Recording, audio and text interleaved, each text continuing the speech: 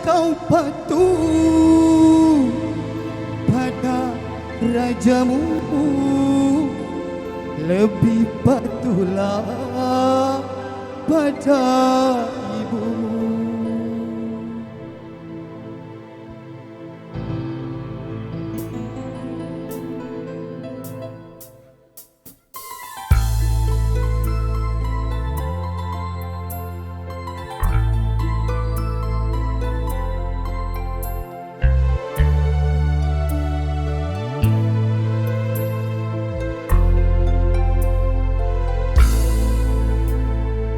Hai manusia, hormati ibumu yang melahirkan dan membesarkanmu.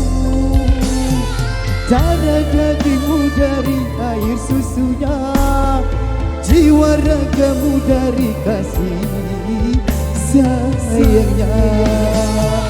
Tiada keramat yang ampuh di dunia selain dari doa ibumu jua.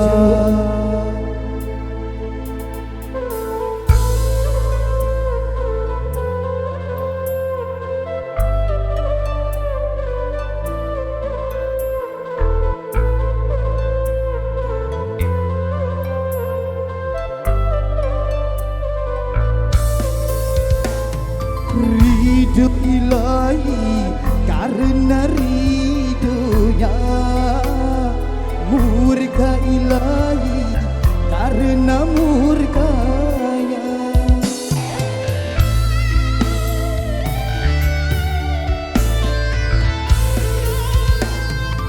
Doa ibumu dikabulkan Tuhan dan kutukannya jadi kenyataan. Bila kau sayang pada rajamu, lebih sayanglah pada ibumu. Bila kau patuh pada rajamu, lebih patuhlah pada ibumu. Bukannya gunung tempat kau meminta, bukan lautan tempat kau memuja, bukan pula dukun tempat kau mengidah, bukan kuburan tempat memohon doa. Tiada keramat yang ampuh di dunia selain dari doa ibumu jua.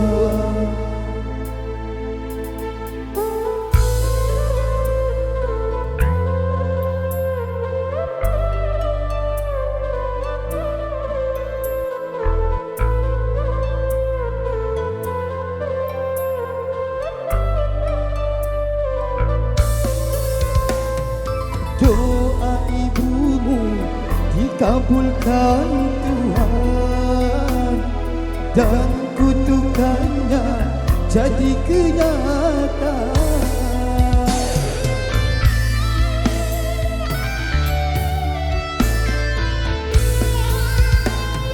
Ridho ilahi karena ridhonya, murka ilahi karena murkanya. Bila kau sayang pada kasihmu, lebih sayanglah pada ibumu. Bila kau patuh pada rajamu, lebih patuhlah pada ibumu. Bukannya gunung tempat kau meminta, bukan lautan tempat kau memuja, bukan dukun tempat kau, bukan kuburan tempat memohon doa. Tiada keramat yang ampuh di dunia selain dari doa ibumu